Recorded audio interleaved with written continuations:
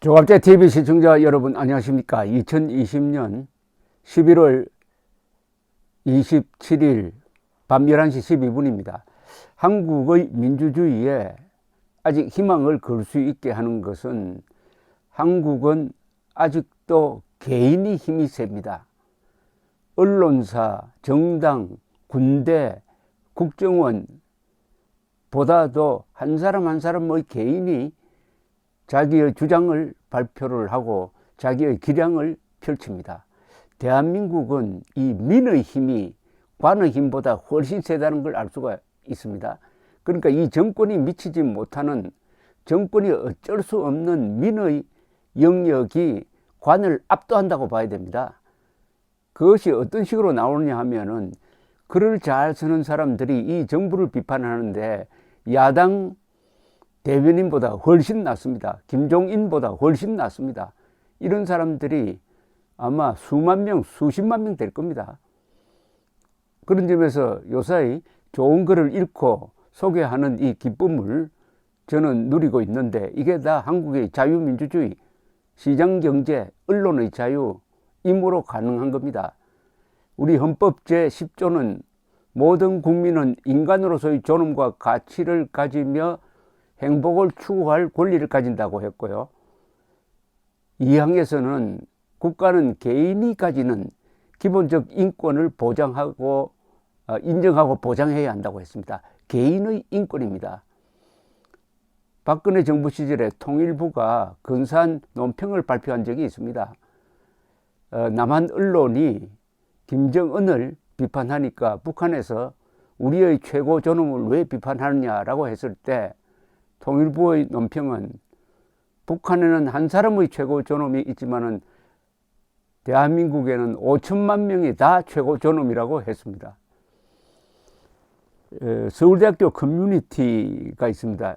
재학생 그리고 졸업생이 이용하는 이 포털인데 스누라이프라 그러네요.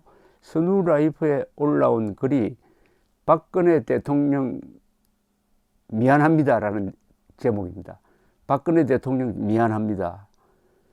물론 풍자글로 되어 있지만은 모든 풍자는, 가짜면은 거의 풍자가 안 됩니다. 그 안에 유머 안에 진실이 있을 때 풍자가 되는 거죠. 이 글은 재미있기도 하지만은 이 정권의 폐부를 찌르는 면이 있습니다. 두 집 살림한다고 최동욱 잘랐을 때 욕했었는데 이번에 사찰했다고 윤석열 찍어내는 거 보니 그건 욕할 것도 아니었다는 걸 알았습니다. 미안합니다. 미러 K스포츠 만들어서 기업 돈 뜯는다고 욕했었는데 옵티머스 라인 보니 서민 돈 몇 조 뜯는 것보다 기업 돈 몇 천억 뜯어 쓰는 게 훨씬 나은 것 같습니다. 미안합니다. 문체부 공무원 좌천시켰다고 욕했었는데 원전 안 없애면 죽을래라는 이야기 했다는 거 보니 그래도 그건 정상적인 인사권의 범위에 있었던 것 같습니다. 미안합니다. 최순실 딸 이대 입학하게 압력 넣었다고 욕했었는데 조국 아들 딸 서류 위조하는 것 보니 아시안게임 금메달은 그나마 성실히 노력해서 대학 간 것 같습니다. 미안합니다. 위안부 합의했다고 욕했는데 윤미향 하는 거 보니 그때 합의는 그나마 떼먹는 놈 없이 할머니들한테 직접 돈 전달해 줄 수 있는 나름 괜찮은 방법이었던 것 같습니다. 미안합니다. 유승민 원내대표 찍어내는 거 보고 욕했었는데 금태섭 찍어내고 당내에서 다른 의견 내면 매장시키는 거 보니 그건 그래도 상식적인 정치였던 것 같습니다. 미안합니다. 우병우 아들 운전병 시킨 이유가 코너링을 잘 했으라고 해서 변명도 가지가지 하고 있네 욕했었는데 추미애 아들 보니 소설 쓰고 있네 안 하고 변명한 건 참 훌륭하고 성숙한 대처였던 것 같습니다. 미안합니다. 최경환 부총리가 나와서 집 사라 그럴 때 욕했었는데 국민은 집 사지 말라고 하면서 집값 전세값은 계속 올리는 거 보니 당시에 집 사란 건 서민을 위한 선견지명의 정책이었던 것 같습니다. 미안합니다. 태블릿 나와서 사과 기자회견을 할 때 사퇴 안 하고 뭔 사과를 하고 있냐, 왜 기자 질문은 안 받냐고 욕했었는데 이제 와서 보니 나와서 사과라도 하는 건 정말 인품이 훌륭한 것 같습니다. 미안합니다. 메르스 대처 잘못한다고 욕했었는데 코로나로 난리 나고 독감 백신 맞고 사람들 죽어나가는 거 보니 그때 그 정도로 끝낸 건 무난한 대처였던 것 같습니다. 미안합니다. 서울법대 교수 중에 정종섭을 장관시켜서 허튼 짓 하는 것 보고 참 사람 보는 눈 없다고 욕했었는데 조국이 장관 되어서 하는 짓을 보고 그나마 서울법대 중에 SNS는 안 하는 참 진중한 사람을 장관으로 발탁했구나 생각했습니다. 미안합니다. 윤석열 좌천시킨다고 욕했었는데 추미애 이성윤이 하는 거 보니 정권에 대들었다고 한직에 인사 발령하는 건 그냥 상식적인 인사 조치인 것 같습니다. 미안합니다. 박근혜 정부가 최악의 정부라고 욕해서 미안합니다. 그때는 이렇게까지 한 번도 경험해보지 못한 세상이 올 줄은 몰랐습니다. 미안합니다.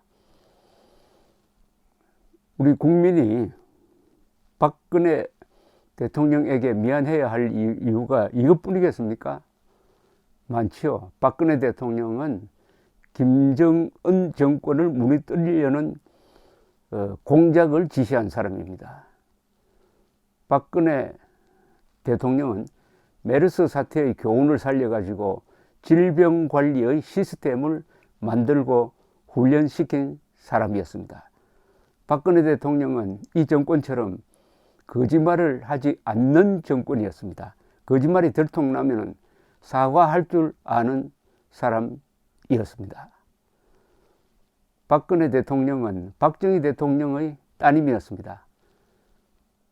박정희 대통령의 의료보험과 세계 최고 수준의 의료 시스템, 그리고 박정희 대통령의 중화공업건설, 그리고 그 따님의 질병관리 기능 강화, 이게 합쳐져 가지고 문재인 대통령이 코로나에 가장 잘 대처한다는 칭찬을 받고 있습니다. 그러면은 음수사원 해야 되죠.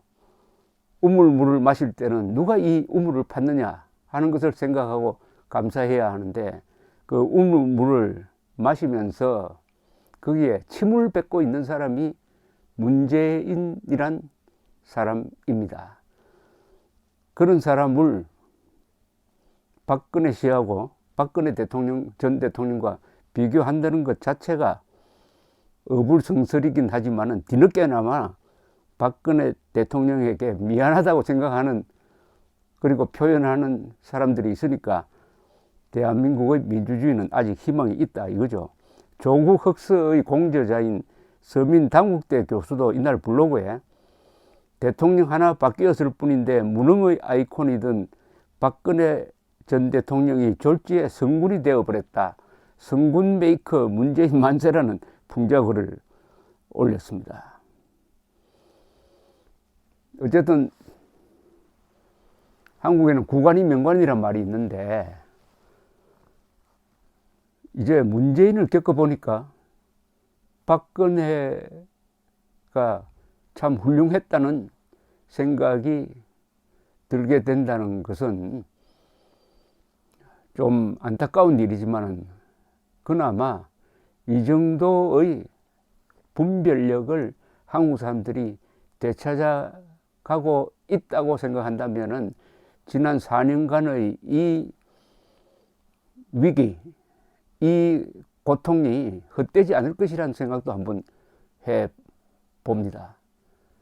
이승만으로부터 시작해서 지금 문재인 대통령까지의 여러 대통령 중에서 문재인 씨가 최악입니다. 그런데 혹시 잘못되면은 말이죠. 2022년에 잘못 판단하면은 한 4년 뒤에는 이런 글이 나오면 안 되겠죠. 문재인 대통령 미안합니다. 당신이 최악인 줄 알았는데 지나놓고 보니까 아니더군요. 이렇게 하면 안 되겠죠. 2022년에 잘 해야 합니다.